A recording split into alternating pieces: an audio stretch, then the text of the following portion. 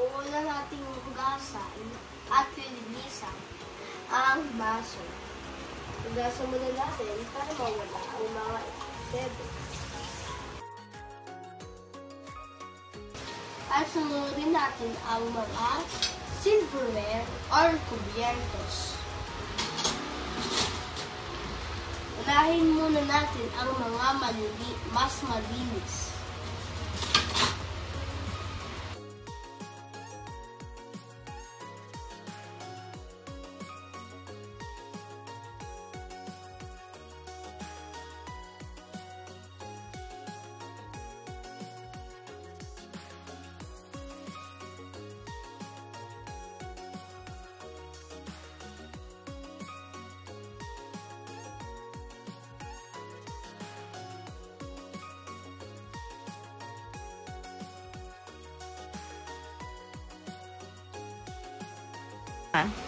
Ito ang palanggana. Ito naman ang baso. Hugas natin una para hindi malagyan ng oil ang baso.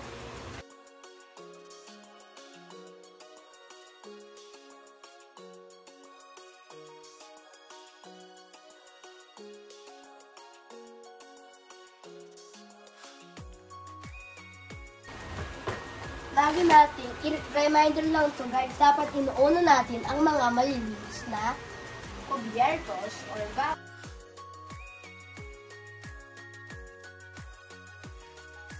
Kuskusin natin ng mabuti at manlawat natin ng mabuti para mawala ang mga sabon. Kasi baka malason tayo kung hindi natin mabanlawan ng mabuti.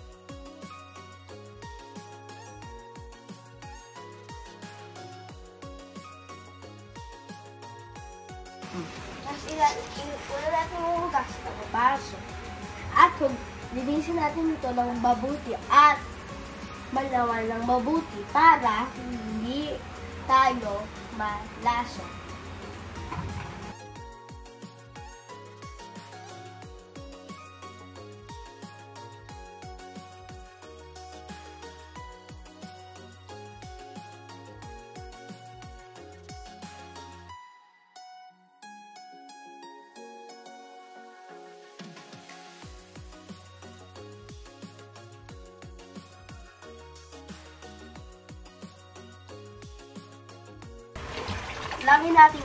Ilagin natin i-separate ang kutsara at pinggan.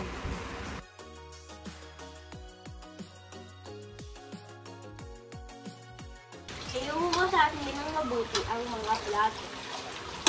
Dapat hugasin natin ng mabuti para wala tayong makain na sabon.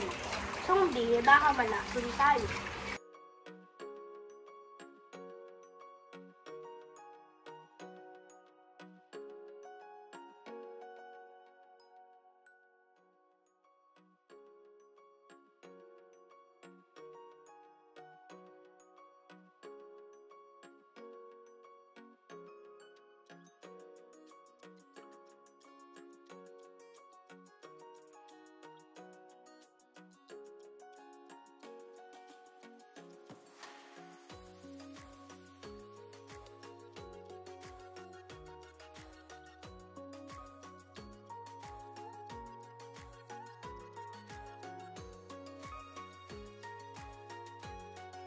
Ililinisin natin yung dito.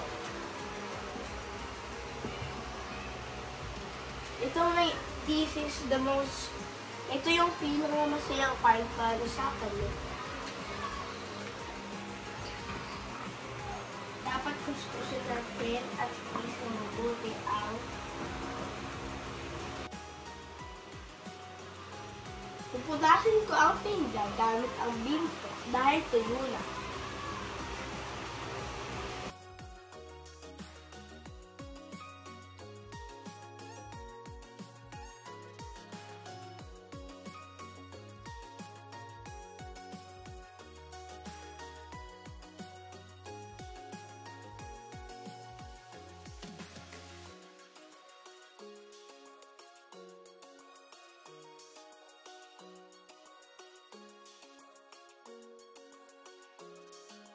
Okay, ilagay na natin.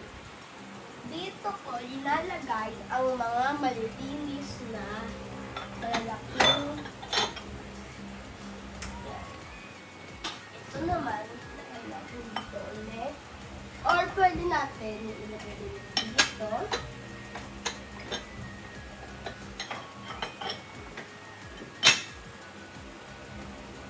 Sunurin natin na ito.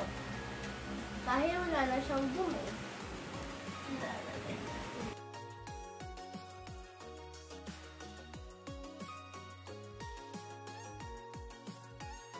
Ito naman ang mga plato.